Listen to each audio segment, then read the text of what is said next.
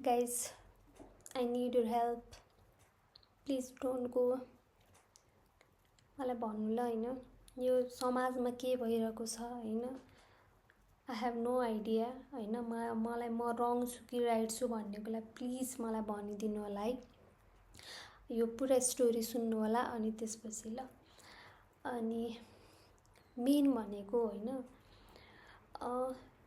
काम नगरिकन पैसा लैजान पाइन्छ त पहिला त्यो भन्नु न काम नगरिकन पैसा लैजान पाइन्छ त अनि मलाई यस्तो इस्यु हुन्थेन होला कि मेन कुरा यो रङ हो त्यही भएर मैले यो रेज गरिरहेको छु फर मी है मलाई चाहिँ यो रङ हो जस्तो लाग्छ हैन अब हजुरहरूलाई के लाग्छ कसो लाग्छ कमेन्ट गर्नु होला अनि इफ म रङ रहेछु भन्ने अथवा म राइट रहेछु भन्ने चाहिँ हजुरलाई के लाग्छ हजुरको पोइन्ट अफ भ्यूमा त्यो चाहिँ प्लिज है लेट मी नो है प्लिज अनि के हो भनेपछि हैन हामी यता घर सर्यौँ हैन अनि त्यसपछि अनि त्यस तिहारको पर्सिपल्ट चाहिँ हजुरआमा सानीमा बहिनी चाहिँ जानुभयो कि अनि दादा र म चाहिँ जस काममा अनि कलेज यताउता गर्दाखेरि अनि भ्याइन थिएन कि 8:30-9 बजीतिर आउँछ भन्नुहुन्थ्यो के अरे हजुरआमाले हैन 4 लिन हैन यो 4 को बारेमा हो है अनि त्यसपछि अनि अब म चाहिँ कस्तो हुन्थ्यो भने चाहिँ कलेज जाने भनेको म 5 बजे उठेर जानुपर्छ अनि मतलब 6 बजे 6:30 बजे 6:30 बजेबाट क्लास स्टार्ट हुन्छ अनि 6 बजे चाहिँ के अरे म निस्किनुपर्छ धेरै ढिला गऱ्यो भने 6:10 तिर हैन अनि त्यसपछि अनि 8:30-9 हजुरआमाले भनेअनुसार त मैले भेट्ने नै भएन हैन अनि मेरो बिदा भनेको अहिले चाहिँ स्याटरडे मात्रै बिदा हुन्छ अहिले चाहिँ हैन अनि त्यसपछि कलेजको अनि त्यो भयो हैन यस्तो जस भइहाल्यो अनि के अरे अनि 4 आउने भनेको सायद मन्डे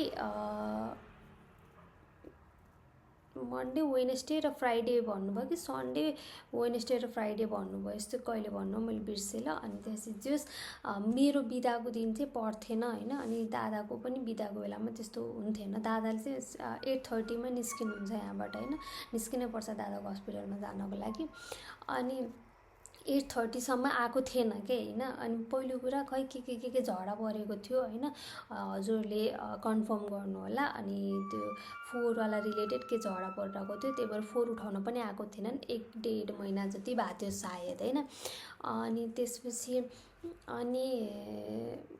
त्यसपछि 4 लिन आयो अनि आइसकेपछि त हाम्रो अब टाइमिङ मिलेन नि त अनि उनीहरूले चाहिँ खासमा 6:30 के अरे 8:30-9 बजीतिर आउँछन् भन्नुहुन्थ्यो उनीहरू कहिले कुन टाइममा आउने वाला टाइपको भयो हैन अनि के भयो भनेपछि अनि भाडामा बसिन्छ नि त काठमाडौँमा चाहिँ हैन भाडामा बस्दाखेरि चाहिँ अब माथिको एउटा हुन्छ हैन अनि मिडल फ्लोरको एउटा हुन्छ ग्राउन्ड फ्लोरको एउटा हुन्छ नि त अनि त्यो अनुसारले चाहिँ खै 500 यस्तै कति छ हैन अनि त्यसपछि 4 अब त्यो किन भनेपछि क्वान्टिटी बेसी हुन्छ नि त त्यही भएर होला त्यो मैले माने हैन तर हाम्रो सबै घरबाट चाहिँ हाम्रोमा अब त्यही अब के घरै अस्ति नै त्यो सुरुमा चाहिँ अब सर्दाखेरिको बेलामा चाहिँ धेरै 4 भएको थियो अदर देन द्याट हैन अनि हाम्रो त्यो दुध आउने पोका हुन्छ नि हो त्यसको एक पोका नि हुँदैन के हैन जस यत्रो पनि यति मात्रै हुन्छ के 4 हैन त्यसको लागि पनि उहाँहरूले 400 कि 450 लैजानुहुन्छ हैन ल त्यो पनि पहिलो कुरा यो भएन किनभने त्यो अनुसारले जुन डिभाइड गरेको छ त्यो अनुसारले भएन हैन मान्छे पनि त हेर्नु पर्यो घरमा 4 को क्वान्टिटी कति छ त्यो हेर्नु पर्यो हैन मैले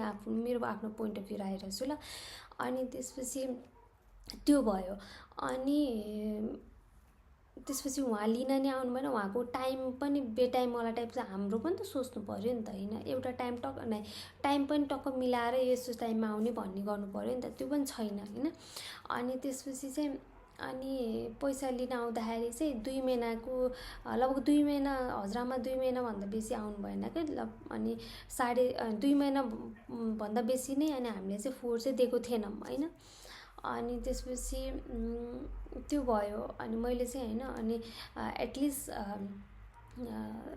अलिकति डिस्काउन्ट गर्नु होइन, किन भनेपछि हजुरहरू नै पहिलो कुरा हजुरको के झगडा परेर के भएर आउनु भएको थिएन, कामै नगरिकन पैसा लिनु कुरा अलिकति त्यो जायज लाग्छ हजुरहरूलाई भने। किनभने चाहिँ म त्यति बेलामा बिरामी भए औषधि खाइ काममा गएको थिएँ होइन। अनि त्यसपछि अनि आफू चाहिँ होइन बिदा नअलि काममा गइरहेछ, दुःख गरिरहेको छ होइन। बिहान बिहान उठेर कलेज गयो, कलेजबाट काम गयो, कामबाट घर आयो होइन। त्यत्रो दुःख गरिरहेको छ नि त आफूले, त्यही अब त्यति पैसा कमाउनको लागि होइन।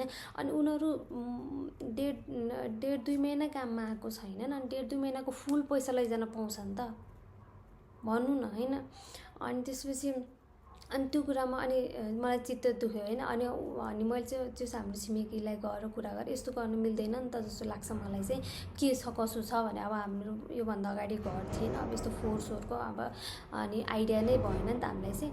अनि त्यसपछि मैले त्यहाँ गएर बुझेँ। अनि त्यसपछि चाहिँ अनि खै यहाँ त यस्तै गर्छन् भन्ने होला कुरा भयो होइन। कोही पनि नबोल्ने, के बोल्नु त पऱ्यो नि त, रङ भनेपछि रङ हो।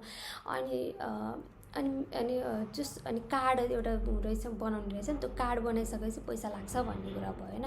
हो त्यस्तै ल, कार्ड बनाइसकेपछि जस्तै हामीले इलेक्ट्रिसिटी जोइन गरिसकेपछि चलाए पनि नचलाए पनि मिनिमम यति के अरे चाहिँ पे गर्नुपर्छ भन्ने हुन्छ नि त। चलाउँदै नचलाइकन उनी भएन, हामीहरू घरमै छैनौँ अरे भनिसकेपछि त मिनिमम हुन्छ नि त त्यो प्राइस हो, त्यति लगाउने हो नि त, फुलै लैजाने त। त्यसो भने यो त दादागिरी जस्तो भएन र गाइजहरू, भन्नु त हजुरहरूलाई के लाग्छ होइन।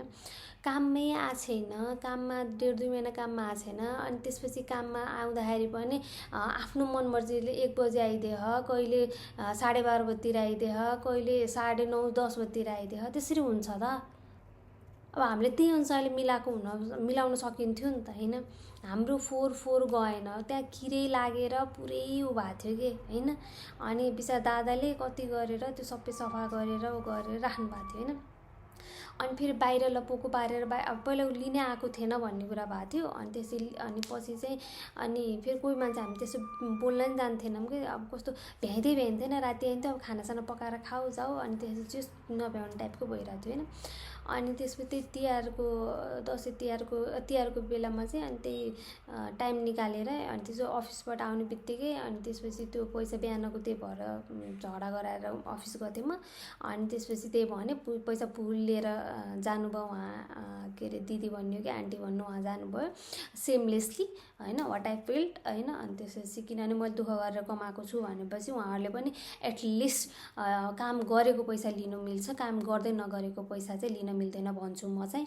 अनि त्यसपछि त्यो भयो। अनि आएर बुझेँ। अनि त्यसपछि मैले त्यही भने म बिरामी भए यस्तो भएको थियो सेम थिङ। अनि त्यसपछि मिनिमम चार्ज दिनुपर्ने, फुल भयो यो पनि भएन, कोसँग कुरा गर्नुपर्छ भन्ने कुराहरू भयो। अनि त्यसपछि अनि त्यो गभर्मेन्टको एउटा आउँदो रहेछ, त्यसमा चाहिँ दसैँ तिहारको त्यो बोनस मात्रै दिए पुग्छ भन्ने कुरा भएको थियो। अनि फेरि अब त्यो गाडी चाहिँ रुक्दैन अरे कि, हिँडिदिन्छ अरे। पहिले अगाडि नै आउँदाखेरि चाहिँ हामीहरूले चाहिँ निकालेर ठिक्क परेर बस्नुपर्छ भन्ने कुरा भयो। अब हामी चाहिँ हुँदैन नि त, हजुरआमा हुनुहुन्छ, अब हजुरआमालाई फेरि गाह्रो हुन्छ नि त, अनि त्यो पनि बुझ्न पर्यो। अनि लास्टमा वी एन्ड अप त्यही उसमा नै होइन। अनि त्यसपछि अनि त्यही हो गाइज। अब भन्नुहोस् हजुरहरूलाई चाहिँ के लाग्छ, इज दिस फियर होइन। अनि त्यसपछि यस्तो दादागिरी चाहिँ गर्न पाइन्छ जस्तो मलाई लाग्दैन। अनि काम गर्ने आउनुहुन्छ, काम गर्नुभएको छ भनेपछि त्यही अनुसारले लिनु। अनि अदरवाइज चाहिँ 1-2 महिना काममा नआइकन पनि पैसा दिने चाहिँ हामीहरूलाई दिने मान्छेलाई पनि गाह्रो हुन्छ।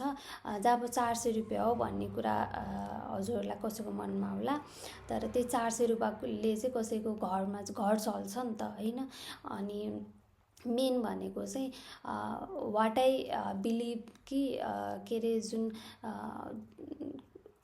जापानमा काम गरेर आएको नि त होइन। जापानमा चाहिँ 1 रुपियाँ पनि होइन के अरे त्यो बेफाल्तुको भन्ने टाइपको हुँदैन नि त। हो त्यस्तै हुन पऱ्यो, सिस्टम हुन पऱ्यो कि सबै कुराको चाहिँ। उनीहरूले आफै रुल्स बनाएर आफै आफै दादागिरी गरेर चाहिँ भएन जस्तो लाग्छ मलाई। अनि जस हजुरहरूलाई पनि भन्नु होला होइन, जस मलाई यसको बारेमा चाहिँ नलेज दिनु, हजुरहरूलाई के लाग्छ त्यो गर्नु होला। Thank you. Like comment and subscribe गरिदिनु होला। एक सृजना पाण्डे, सरी, एक सृजना पाण्डे साइनिङ अप, एक क्रिस्टिना पाण्डे।